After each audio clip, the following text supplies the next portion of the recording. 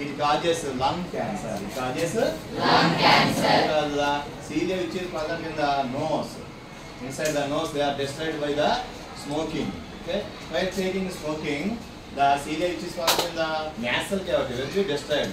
So it causes the lung cancer and different types of breathing problems. So government also showed in the cigarette packs like that smoking is injurious to health. So you simply who are injected this smoking, simply you say no.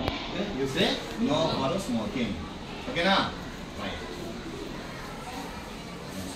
Poisonous substance called Nicotine. nicotine. So nicotine is affected our lungs. It causes lung cancer and other respiratory diseases. So we avoid smoking.